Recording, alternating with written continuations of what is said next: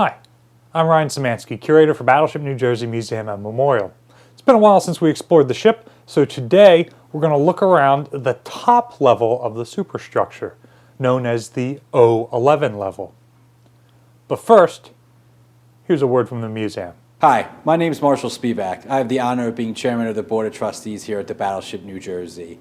I've been coming here to the ship since I was a kid, exploring the many great opportunities and unique visitation and tours that we have here on the ship.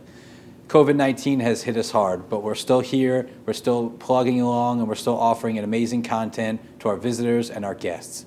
If you can, and you're able, please donate to the Battleship New Jersey to help us maintain this unique and vital part of South Jersey's tourist economy, and as well as maintaining us as a museum and memorial for the thousands of men who have served on here and the thousands of men and women who have served for our armed forces, of which we are eternally grateful. Thank you. So, just a refresher, the decks below the main deck, which would be first deck, are numbered in order. Main deck is 1, second deck, where my office is 1 deck below that, third deck below that is in the armored citadel of the ship, and so on and so forth, all the way to the 7th deck, which is the hold, the very bottom of the ship. Meanwhile, going up the superstructure in the opposite direction, above main deck you have the O1 level. The captain's cabin is on the O1 level. O2, O3, blah, blah, blah, blah, blah. And you come up to where we are at the O11 level. The very top, the nosebleed section. Most ships do not have superstructures this tall. They don't need them this tall. The battleships always have towers or tripods or cage masts or masts with fighting positions on top, specifically so that they can spot the fall of shot of the main guns. So normal ships, you don't need to come this high because the guns don't shoot this far. On board battleships, they make the superstructure about as tall as they feel comfortable before it starts to affect the stability of the vessel. Too much top weight will make her roll over. And they put the main battery rangefinder up there, and they put the positions to spot the fall of shot. So up here, we've got access to the rangefinder above us, and we'll take a look up there in a minute, and we've got access to viewports to spot the fall of shot. Like this one right here, this battle port. One small problem. It's been welded over. I'm not sure if they did it for when the ship was going into mothballs or because we aren't optically viewing the fall of shot. Believe it or not, an explosion from our 16-inch guns can be picked up by the air search radar. Not just the surface search radar, also the air search radar, which typically doesn't pick anything up below 50 feet. As radar is added, and this ship had it from the very first time she went into battle, these positions become more and more redundant.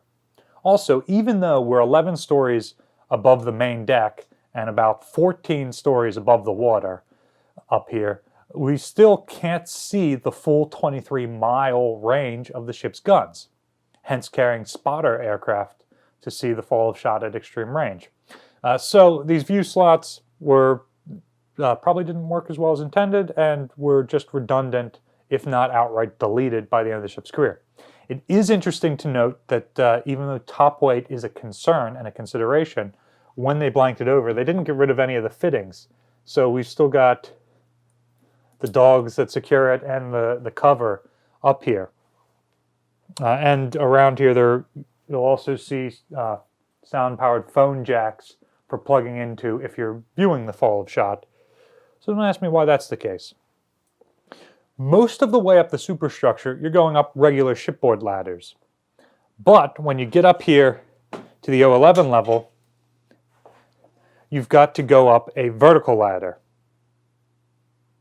Well, really, it's half of a vertical ladder and then some metal bars that were welded onto a frame. And then, of course, you're fitting through a 24-inch scuttle, and you make it up here. Thankfully, the light switch is right by the top of the ladder. Otherwise, this space is well off of any tour route. When you come and visit the ship, the highest you can go is the O5 level. It hasn't been restored by the museum in any way because of that. There is some equipment here that we use when we climb up the mast for working on the radar antenna and doing maintenance and that sort of stuff. But other than that, the space is largely unoccupied. So before we go and check out the exterior part of the O11, let's run up to the O12 real quick and check out the main battery rangefinder. This will just be a quick overview and reminder. If you want to learn more about the rangefinders, check out this video where we climbed into the aft rangefinder. Okay, so here you can see that we've got some ladders built into the wiring trunk that runs up there. Notice the tread on here so that you're not damaging the paint as you kick it on the way up. And then you've got this part which is built into the rangefinder so that as it rotates, the ladder doesn't have to be connected to anything here on the main deck. That does make for a big step though. Also check out using the same tread, they've labeled it Spot 1. Unlike in the movies, whenever the main battery turns to face an enemy ship, this rangefinder should also be turning with it. So this is how you are finding the range to the target. A Mark 38 director like this has both an optical component, which is this big cross piece here, which can be used to triangulate the position to an enemy ship optically, and a radar component, which we'll see on the exterior of the ship. This structure was designed without that secondary component, but by the time the Iowa-class battleships were built, it was an integral part. And that radar was never changed in the 1980s. It's super high frequency. It's only good out to a range of about 25 miles or so, but that's the range of the main guns. So what you want is a high frequency, short range signal being broadcast out. And it just gives you a one-dimensional readout. It looks like an EKG. It's a straight line, and then when there's a target, it blips up, and you can tell what the range is to that blip. You plug that into your guns, and hopefully you'll have the range right. The direction that this device is turning gives you the bearing to turn your guns to aim at a target. And you might need some deflection because you want to lead the target, but that's all programmed by the Mark 8 computer down in Fire Control Central. So this is sending readouts to the computer, which is then sending the information to the guns. And I do not see any stops in the overhead. There's a couple of clamps that prevent this from being knocked off entirely, but I don't see any stops that would hit into. So I think it could rotate 360 degrees, although I doubt the cabling would allow for it to keep going around 360 degrees. For example, here's the waveguide for the radar mounted on top, and that's got to have a flexible mount to allow it to turn. So now let's head out. And I do believe this door is a 1980s edition. When we visited Massachusetts and climbed up to the top of her superstructure, her door was a completely different shape and had a wheel mounted right about here that you would turn to open the door. This one, you've got to push down the lever and then just throw your shoulder into it. So let's step outside. So that door is very similar to the pattern which we know was added in the 1980s because it's what is at CEC and SSES, which is what leads me to believe that it isn't just that this ship was built somewhere differently to different specifications, that it was modified with a later door. So, here we are out on the O11 level, a place you'll probably never get to tour on any battleship. Let's just talk about some of the stuff we see. First of all, here's a hatch with a pipe next to it. This pipe is for standing a J-davit in, so you can put a block and tackle on that and lower stuff down. It's significantly easier to use a crane to lift something up to here and then lower it down a couple of levels than it is to try and carry it through the inside of the superstructure up those ladders. In theory, the ladders are mostly in line with each other, and they are all removable. So if you have to hoist something up or down inside a superstructure, some major mechanical components, you can do that. But in some ways, it's just easier to lift up here and drop it down. Doing our shipboard archaeology, we can see a welded line right across here, in line with both this screen and that other screen further forward. As originally built, this platform was just that wide. Up here would have been 4 sky lookout observation locations. So check out our video on USS Slater, where we actually saw one of those World War II objects.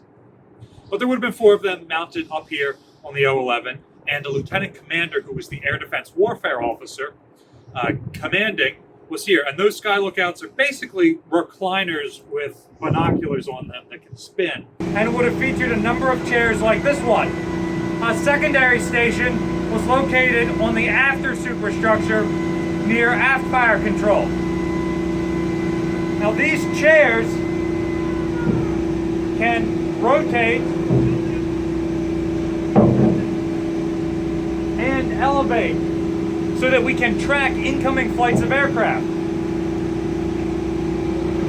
They feature angle markers like this so you can see at what angle the bearing to the enemy aircraft is. And they also have another one here so you can see what your bearing is to the target rotationally.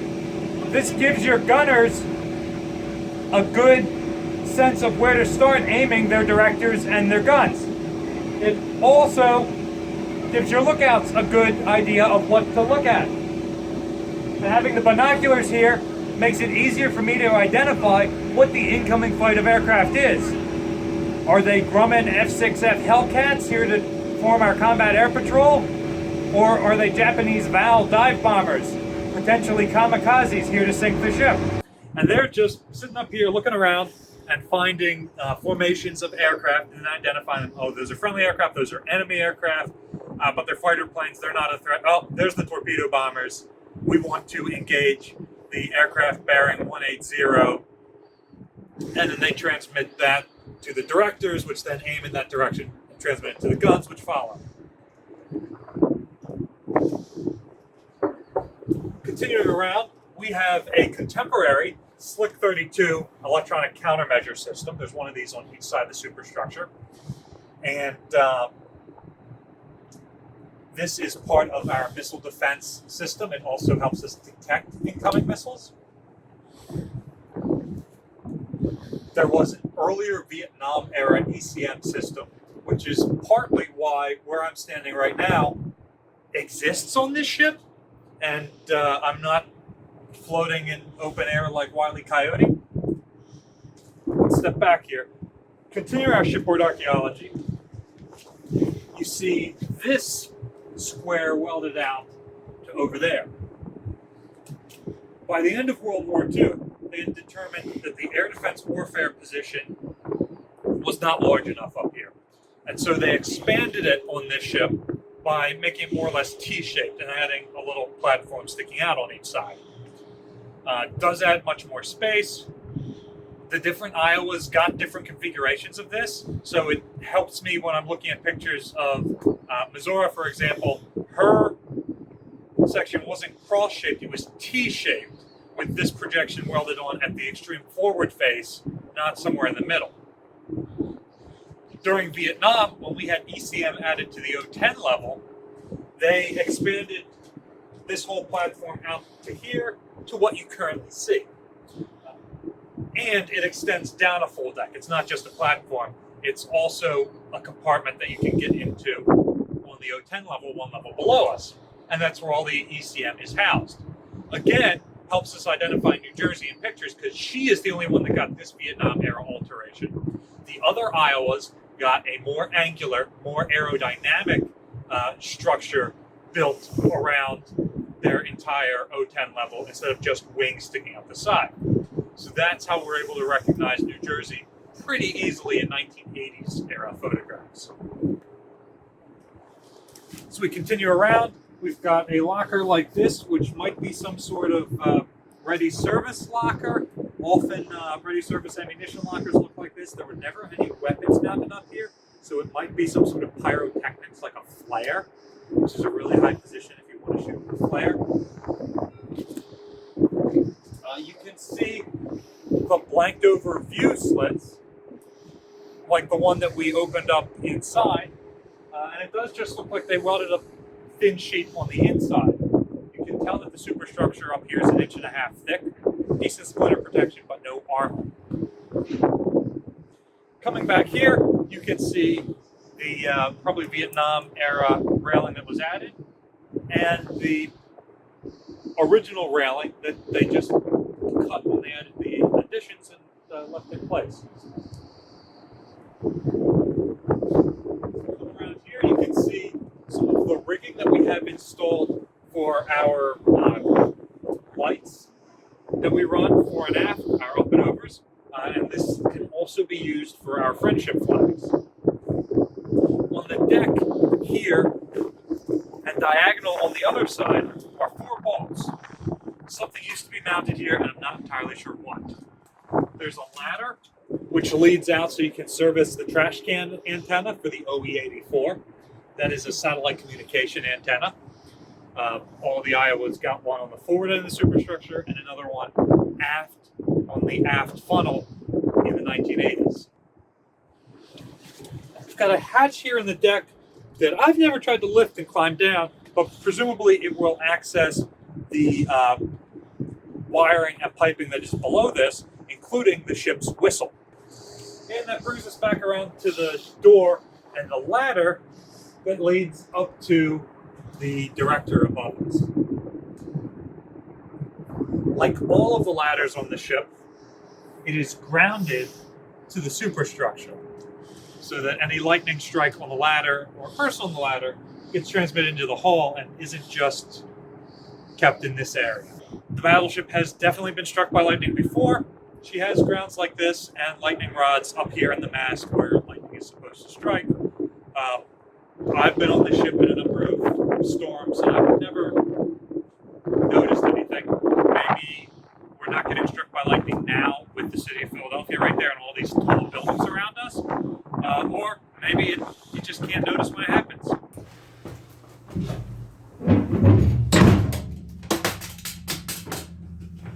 I have to say, I prefer the wheel on Massachusetts to this contraption. So, thanks for watching. If you have any questions or comments about what you could see up here on the 011 and 012 level at the very top of the superstructure, drop them in the comment section down below. We'll get back to you. Any FMs out there who work on fire control? Battleship New Jersey receives operating support from the New Jersey Department of State and also from a number of other sources, including viewers like you. Your support has allowed us to go from making 1 video a week at the beginning of this year to making, or at the beginning of last year, to making 5 videos a week.